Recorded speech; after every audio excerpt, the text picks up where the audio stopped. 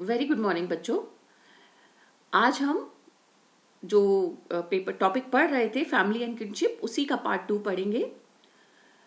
Family में आपने पढ़ा कि परिवार का क्या अर्थ होता है, परिवार के फंक्शंस क्या क्या है, यानी परिवार क्या रोल निभाता है हमारे सामाजिक जीवन में, और परिवार के प्रकार कौन कौन से हैं, यानी सदस्यों की संख्या के आधार पर, सत्ता के आधार पर, वंश के आधार पर, विवाह के आधार पर परिवार कैसे निर्मित होते हैं। तो हमने जो पढ़ा अभी तक वो ट्रेडिशनल मीनिंग था, यानी प्रारंभिक दौर पर जो चला आ रहा है परिवार का प्रकार और अर्थ, वो हमने पढ़े। अब हमें ये देखना है इस वीडियो में कि परिवार में क्या क्या परिवर्तन आए, यानी परिवार का जो स्ट्रक्चर था और परिवार का जो फंक्शन था, क्या उसमें आधुनिक दौर में कुछ परिवर्तन आए हैं। आफ्टर मॉडर्नाइजेशन, इंडस्ट्रियलाइजेशन, ग्लोबलाइजेशन, क्या कुछ परिवर्तन आए हैं तो वो परिवर्तन कौन कौन से हैं, उन परिवर्तनों को जानने की हम इस वीडियो में कोशिश करेंगे।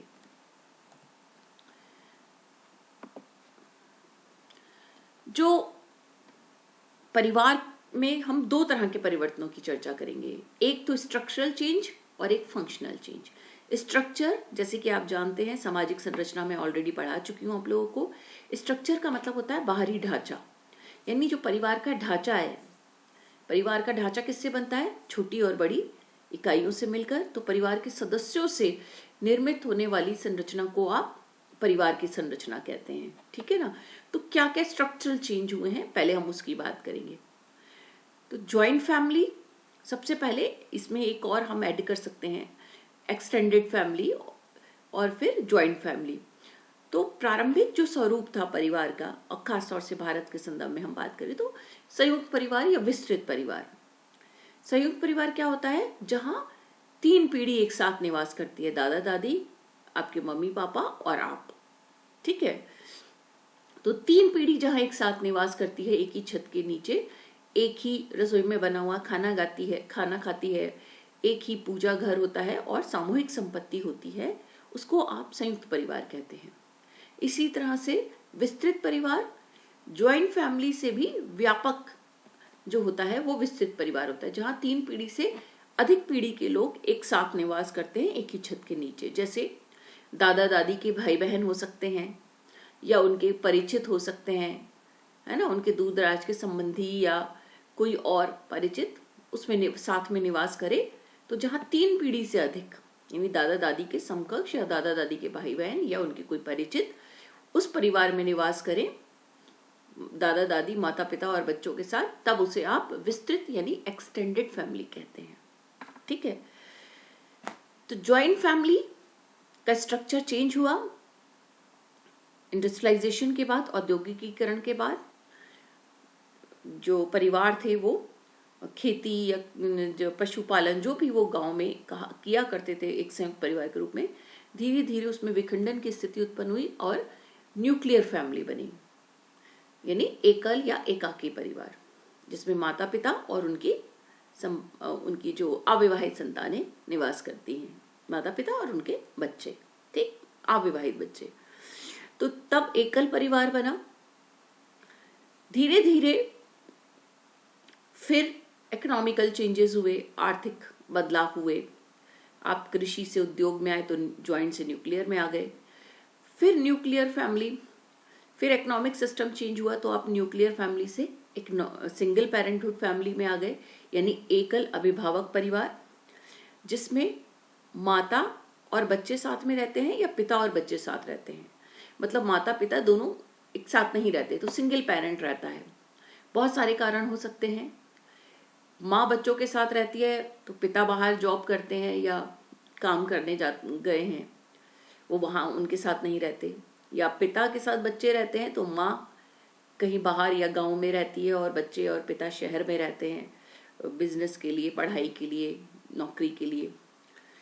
तो सिंगल पेरेंटहुड में एक अभिभावक, यानी माँ के साथ बच्चे रहते हैं या पिता के साथ बच्चे रहते हैं, और माता पिता दोनों एक साथ नहीं रहते, उसे सिंगल पेरेंटहुड फैमिली कहते हैं, एकल अभिभावक परिवार, ठीक है। और भी कई कारण हो सकते हैं, या तो वो डिवोर्सी हैं, दोनों के बीच तलाक हो चुका है इसलिए सिंगल पेरेंट है, या फिर दोनों में से किसी एक पार्टनर की डेथ हो चुकी है इसलिए वो सिंगल पेरेंट है, या फिर आजकल एक नया ट्रेंड है कि लड़का या लड़की ने शादी नहीं की और बिना शादी के बच्चे अडॉप्ट कर लिए तो वो सिंगल पेरेंट है। तो इनमें से कोई भी जो है एग्जाम्पल हो सकता है।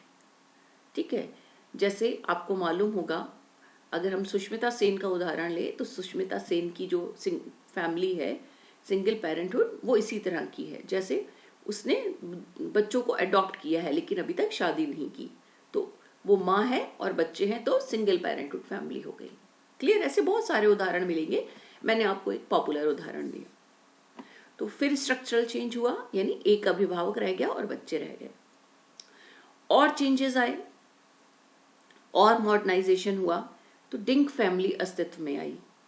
डिंक फैमिली का मतलब डबल इनकम नो किड्स, यानी ये ऐसे अभिभावक हैं या ऐसे पति पत्नी है, ऐसा कपल है जो अपनी इच्छा से संतानहीन रहना चाहता है, बच्चे नहीं चाहता।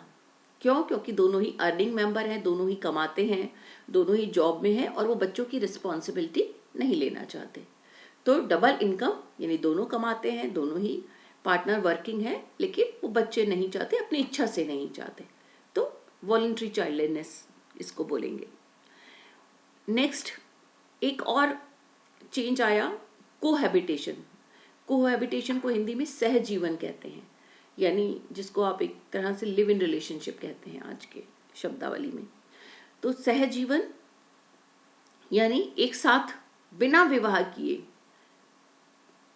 लाइफ बिताते हैं। यहाँ बच्चे हो सकते हैं लेकिन वो अपनी बिना विवाह के, डिंग फैमिली में क्या था, दोनों विवाह करते हैं पर बच्चे नहीं चाहते, लेकिन कोहैबिटेशन में वो विवाह भी नहीं करना चाहते और एक साथ एक लाइफ पार्टनर के रूप की तरह अपना जीवन व्यतीत करते हैं, हस्बैंड वाइफ की तरह। क्यों विवाह नहीं करते? क्योंकि विवाह रिस्पॉन्सिबिलिटी, जिम्मेदारी और ड्यूटीज बताता है, कर्तव्य बताता है। तो उन रिस्पॉन्सिबिलिटीज और ड्यूटीज का निर्वाह ना करते हुए ये लोग सहजीवन में रहते हैं, अपने स्वतंत्र, मतलब विवाह बंधन में नहीं बनते हुए सहजीवन व्यतीत करते हैं लेकिन स्वतंत्र रहते हैं। और नेक्स्ट है जो हाल ही में बहुत ज़्यादा चर्चित है, वो है होमोसेक्सुअल फैमिली। होमोसेक्सुअल फैमिलीज कौन सी होती हैं? जिसमें समान जेंडर के लोग, समान लिंग के लोग आपस में शादी करते हैं, जैसे दो लड़कियों के बीच या दो लड़कों के बीच विवाह होना और परिवार बनाना। तो ये भी परिवार का एक नया स्वरूप आया है कि सेम जेंडर के व्यक्ति परिवार का निर्माण करें। ठीक है, तो ये हम स्ट्रक्चरल चेंज की बात कर सकते हैं कि परिवार में जो संरचनात्मक बदलाव आए हैं, extended, joint, nuclear, single parent family, drink family, cohabitation या फिर होमोसेक्सुअल फैमिलीज, समलैंगिक परिवार जिसे आप कहते हैं हिंदी में। क्लियर? चलिए, अब इनके जो रिजल्ट्स हैं, परिणाम है, वो क्या क्या है? परिवार का आकार छोटा हो रहा है या विखंडित परिवार उभर रहे हैं, जैसे मैंने बताया सेपरेशन हो रहा है तो जॉइंट फैमिली से न्यूक्लियर बन रहे हैं, न्यूक्लियर से सिंगल पेरेंट बन रहे हैं। फिर जो वी फीलिंग होती है परिवार के सदस्यों में, संयुक्त परिवार के सदस्यों में, वो धीरे धीरे समाप्त हो रही है। इंडिविजुअल फीलिंग बढ़ रही है, मतलब व्यक्तिवादिता की भावना, अहम की भावना, स्वार्थ की भावना बढ़ रही है, मैं इंपॉर्टेंट होता जा रहा है हम की जगह। वृद्धों की जो एल्डर पीढ़ी है, ओल्डर पीढ़ी है परिवार की, उसकी उपेक्षा बढ़ी है। जनरेशन गैप बढ़ रहा है, दो पीढ़ी के मध्य जो गैप था सोचने में, व्यवहार करने में, वो बढ़ता जा रहा है। तो जनरेशन गैप बढ़ रहा है इस तरह से जब परिवार का स्ट्रक्चर घट रहा है या परिवार का स्ट्रक्चर बदल रहा है। कलेक्टिव प्रॉपर्टी की अवधारणा प्रभावित हुई है। संभव है क्योंकि जब संयुक्त परिवार नहीं रहे तो संयुक्त संपत्ति की अवधारणा भी नकारात्मक रूप से प्रभावित होगी। तो सामूहिक संपत्ति की अवधारणा धीरे धीरे समाप्त होती जा रही है। परंपरागत मूल्यों में परिवर्तन हुए हैं। जो परिवार की, संयुक्त परिवार की जो वैल्यूज थी, मूल्य थे, प्रतिमान थे, नियम थे, वो सब भी बदलते जा रहे हैं। अब लोग अपनी सुविधा के हिसाब से अपने वैल्यूज या अपने नॉर्म्स डिसाइड करते हैं। संयुक्त परिवार जाति और धर्म से संबद्ध मूल्यों पर भी प्रहार हो रहे हैं। मतलब जो संयुक्त परिवार, ज्वाइंट फैमिली है, मतलब फैमिली, कास्ट, रिलीजन, किनशिप, ये सब एक तरह से एक दूसरे से संबंधित अवधारणाएं हैं। किसी एक भी, हम ये कहें कि ये चारों पिलर हैं, ऐसे स्तंभ हैं जिनके ऊपर समाज की नींव टिकी हुई है। अगर इनमें से एक भी खंबे को या एक भी स्तंभ को आप हिलाते हैं तो बाकी के 3 पिलर्स भी हिल जाएंगे। ठीक है, जैसे परिवार में बदलाव आया तो जाति, धर्म, नातेदारी, विवाह व्यवस्था, इन सब में भी बदलाव आएगा। ठीक है ना, परिवार और नातेदारी एक हो गया, दूसरा जाति, तीसरा धर्म और चौथा हम कहें विवाह। तो एक भी पिलर में, एक भी स्तंभ में, एक भी शब्द में अगर परिवर्तन आता है, एक भी सिस्टम में, तो बाकी के सिस्टम भी हिल जाएंगे या उनमें भी परिवर्तन आना स्वाभाविक है। जैसे परिवार और नातेदारी में बदलाव आया, मैंने अभी बताया आपको कि परिवार का स्ट्रक्चर चेंज हो रहा है, परिवार की संरचना चेंज हो रही है। तो जब परिवार का स्वरूप या परिवार की संरचना चेंज हो रही है तो जाति में भी बदलाव आएगा, है ना। पहले इंटरकास्ट मैरिज, विवाह के स्वरूप में भी परिवर्तन आएगा। इंटरकास्ट मैरिजेस को पहले बिल्कुल भी अनुमति नहीं मिलती थी, धीरे धीरे आपने देखा कि अंतरजातीय विवाह कुछ हद तक कुछ जगह स्वीकृत हुए हैं। धर्म के प्रति जो आस्था थी, अंध आस्था थी, वो धीरे धीरे जो है तार्किक होती चली जा रही है। धर्म में लोग तर्क का इस्तेमाल करने लगे हैं। धर्म में अंध आस्था की समाप्ति होती जा रही है, उसमें बदलाव आ रहा है। विवाह के स्वरूप, विवाह के तरीके बदल रहे हैं। तो इस तरह से ये चारों जो एक दूसरे से अंतः संबंधित अवधारणाएं हैं, परिवार, नातेदारी, जाति, धर्म, विवाह, इनमें एक में परिवर्तन आने पर बाकी में भी परिवर्तन हो रहा है। ठीक है, तो ये हो गया structural change in the family, परिवार की संरचना में परिवर्तन। अब हम बात कर लेते हैं कुछ उसके रोल में क्या क्या परिवर्तन आ रहा है। परिवार के में जो प्रकार्यात्मक परिवर्तन आ रहा है, फंक्शनल चेंजेस आ रहे हैं, यानी उसकी भूमिका में क्या क्या बदलाव आ रहे हैं। आप देखेंगे ज्यादातर परिवर्तन जो है महिलाओं की भूमिका में आए हैं, और महिलाओं की स्थिति चूंकि पूर्व के परिवारों में अधीनस्थ की थी, तो उस तरह से परिवार में अधिकतर परिवर्तन जो है वो महिलाओं की स्थिति में आए हैं, और उसकी वजह से परिवार काफी हद तक बदला है। बाकी परिवर्तन भी आए हैं, लेकिन मेन परिवर्तन महिलाओं की स्थिति में आए हैं। जैसे वर्किंग वुमेन की उपस्थिति हो गई है। महिलाओं को पहले घर की 4 दीवारी तक सीमित रखा जाता था। वो ना तो शिक्षा प्राप्त करती थी, और शिक्षा प्राप्त भी कर लेती थी तो उनका मेन उद्देश्य जो होता था वो घर के काम करना, घर गृहस्थी के काम करना, बच्चों को उत्पन्न करना, बच्चों का पालन पोषण करना, परिवार के सदस्यों की सेवा करना।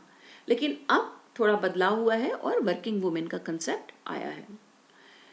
महिलाओं पहले जो थी, घर के किसी भी मामले में, चाहे वो आर्थिक हो, सामाजिक हो, किसी भी मामले में जो है, या बच्चों की शिक्षा से संबंधित मामला हो, बच्चों के उत्पन्न करने का मामला हो, इन सब में महिलाओं की निर्णय लेने की क्षमता नहीं थी, या महिलाओं की निर्णय लेने की क्षमता पर संदेह किया जाता था, उनको ये अधिकार नहीं दिया गया था। लेकिन आधुनिक समय में महिलाओं को का जो डिसीजन मेकिंग प्रोसेस है उसमें उनका पार्टिसिपेशन या उनकी सहभागिता बढ़ी है। आर्थिक क्रियाओं में, राजनीतिक क्रियाओं में भी उनकी सहभागिता बढ़ी है। वो राजनीतिक वोट डाल सकती हैं, राजनीति में किसी भी पद के लिए वो चुनाव लड़ सकती हैं, है ना, जॉब करती हैं, तो आर्थिक क्रियाओं में उनका योगदान बढ़ा है। विवाह योग्य आयु में भी आपने देखा होगा कि बदलाव आया है। पहले छोटी उम्र में विवाह हो जाता था लड़के और लड़की का, लेकिन अभी जैसे संविधान में निश्चित है कि 18 साल से नीचे की लड़की और 21 साल से नीचे के लड़के के बीच विवाह नहीं हो सकता। अब तो ये तो एक मिनिमम एज थी, अब तो आयु और भी ज्यादा, अगर आज के दौर में देखें तो 25 साल के बाद, 25 वर्ष की उम्र के बाद लड़का या लड़की विवाह करना पसंद करते हैं। तो विवाह योग्य आयु में वृद्धि हुई है। पिता की संपत्ति में पुत्री को अधिकार दिया जाने लगा है। पहले पुत्री को पिता की संपत्ति में कोई अधिकार नहीं था। अगर अब आप संविधान को या लॉ को उठा के देखें तो आपको पता लगेगा कि पिता की संपत्ति में भी पुत्री को बराबर का अधिकार है। परिवार का एक जो महत्वपूर्ण भूमिका होती थी, जब आपने इसकी डेफिनेशन पढ़ी थी, कि परिवार बच्चों का पालन पोषण, संतानोत्पत्ति करता है, उनका पालन पोषण करता है, उनका समाजीकरण करता है। अब जो है वो जिसको हम प्राथमिक समाजीकरण कहते थे, क्योंकि बच्चा जहां पैदा होता है वहीं से उसका समाजीकरण प्रारंभ होता है, तो परिवार को हम प्राथमिक समाजीकरण की एक एजेंसी कहते थे। अब ये काम बहुत हद तक क्रच यानी जिसे आप पालना गृह कहते हैं, या नैनी जिसे आप आया कहते हैं, नैन्सी, नैनी, वो लोग करते हैं, है ना। यानी अगर महिला वर्किंग वुमेन है ना, तो या मान लीजिए सिंगल पेरेंटहुड फैमिली है जिसमें पिता और बच्चे रहते हैं, तो पिता जॉब करता है या काम करता है और बच्चे पढ़ने वाले हैं, तो उनका पालन पोषण जो है अब कौन कर रहे हैं, क्रच पालना गृह या नैनी ने ले लिया है। तो ये पेड सर्विसेज हैं, यानी परिवार के सोशलाइजेशन की एजेंसी भी अब बाहर की एजेंसीज को हमने परिवार में एंटर कर लिया है। क्रच या फिर नैनी की मदद से बच्चों का पालन पोषण किया जा रहा है, उनकी देखभाल की जा रही है। दूसरी चीज आप देखिए कि परिवार, पहले के परिवारों में पति जो था यानी पुरुष जो होता था उसको इंस्ट्रूमेंटल, उसके रोल को, उसकी भूमिका को इंस्ट्रूमेंटल कहते थे, और पत्नी की भूमिका को एक्सप्रेसिव कहते थे। यानी जो भावनात्मक, भावनाएं, प्रेम, स्नेह, सुरक्षा प्रदान करती है परिवार के सदस्यों को, उनको हमने एक्सप्रेसिव रोल कहा। और जो कमा कर लाता है, परिवार का पालन पोषण करता है, आय संसाधन जुटाता है, उन सब, उसको हम इंस्ट्रूमेंटल रोल कहते हैं। तो पति इंस्ट्रूमेंटल रोल निभाता था और पत्नी एक्सप्रेसिव रोल। लेकिन धीरे धीरे अब जबकि वर्किंग वुमेन का कंसेप्ट आ गया है, या महिलाएं बाहर जाकर या घर में रहकर कुछ कमाने लगी हैं, तो महिलाएं भी अब दोनों तरह के रोल निभाते हैं, इंस्ट्रूमेंटल भी और एक्सप्रेसिव रोल भी। तो पत्नी की भूमिका को भी हम इंस्ट्रूमेंटल यानी साधक की भूमिका के रूप में भी देखने लगे हैं। एक और चीज देखिए कि पति पत्नी की भूमिका में अब बहुत हद तक समानता देखी जा सकती है। क्यों? क्योंकि दोनों ही प्रकार के रोल अगर वो निभा रही है या निभा रहे हैं, पति भी एक्सप्रेसिव रोल निभाने लगे हैं और पत्नी इंस्ट्रूमेंटल रोल, एक्सप्रेसिव रोल दोनों निभाने लगी हैं, तो दोनों की भूमिकाओं में बहुत हद तक समानता आ गई है आज के परिवारों में। परिवार में राज्य के हस्तक्षेप के कारण जो परिवार के अंतर संबंध है वो अब औपचारिक नियमों से निर्धारित होने लगे। यानी परिवार को हम क्या मानते हैं, एक प्राथमिक समूह, और परिवार के प्राथमिक समूह में जो रिलेशंस होते थे वो कैसे होते थे, अनौपचारिक, जिसमें कोई फॉर्मेलिटी नहीं है, औपचारिकता नहीं है। तो लेकिन अब हम कह रहे हैं कि राज्य के हस्तक्षेप के कारण बहुत सारे ऐसे औपचारिक नियमों से भी परिवार के अंतर संबंध निर्धारित होने लगे हैं। जैसे विवाह की आयु निश्चित करने लगे हैं राज्य, संपत्ति के अधिकारों का वितरण भी अब राज्य की हस्तक्षेप से होने लगा है। ठीक है, इनके अलावा भी हमने अभी कुछ इसमें शामिल नहीं किया है, जो और की भी हम यहाँ पर चर्चा कर सकते हैं। जैसे हमने एक और रोल, अगर आपको ध्यान होगा, पढ़ा था कि सुरक्षा प्रदान करना, परिवार के सदस्यों को सुरक्षा प्रदान करने का काम भी परिवार करता है। लेकिन वर्तमान दौर में इसमें भी परिवर्तन आया है। अब परिवार के जो बड़े बूढ़े, बड़े बुजुर्ग होते थे, जो सेवानिवृत्ति या रिटायरमेंट के बाद या एक उम्र के पश्चात उन्हें सेवा की जरूरत होती थी, दूसरों पर निर्भरता जिनकी बढ़ जाती थी, है ना, अब उसके लिए पहले परिवार के सदस्य उनकी सेवा करते थे, अब ये काम भी बाहर की एजेंसी ने ले लिया है। यानी या तो हॉस्पिटल्स हैं, है ना, ये चिकित्सा केंद्र हैं, या फिर ओल्ड एज होम है, वृद्धाश्रम है, इस तरह की जो एजेंसीज हैं वहां अब इनको भेज दिया जाता है, या वो इनकी देखभाल के लिए उपलब्ध हो गए हैं। तो परिवार जो सुरक्षा का काम करता था, वृद्ध पीढ़ी की या बुजुर्ग पीढ़ी की सेवा शुश्रूषा का काम करता था, वो अब पेड सेंटर करने लगे, यानी जिनको आप पैसे देके, या फिर जो सर्विस सेंटर्स हैं, वेलफेयर सेंटर हैं, वृद्धाश्रम है, वो अब इस तरह के काम करने लगे हैं। तो परिवार की इस अहम भूमिका को भी बाहर की संस्थाओं ने हायर कर लिया है। तो परिवार की अगर आप भूमिका देखें तो परिवार की भूमिका में ये सारे परिवर्तन आप देख सकते हैं, और भी बहुत सारे परिवर्तन को आप इसमें इंक्लूड कर सकते हैं। आपको जो भी परिवर्तन लगे कि इसमें ये परिवर्तन छूट गया है, तो आप चैट बॉक्स में बताइएगा। हम देखना चाहते हैं कि आपको ये जो चेंजेस हैं, स्ट्रक्चरल चेंजेस और फंक्शनल चेंजेस, इसमें आप कितना अंतर कर पा रहे हैं। क्या आप समझ पा रहे हैं कि परिवार की संरचना में परिवर्तन क्या है और परिवार की भूमिका में या उसके रोल में क्या क्या परिवर्तन आया है। ठीक है, बहुत ध्यान से पढ़िएगा, सुनिएगा और हमें अपना आंसर लिखकर दीजिएगा। थैंक यू बच्चों।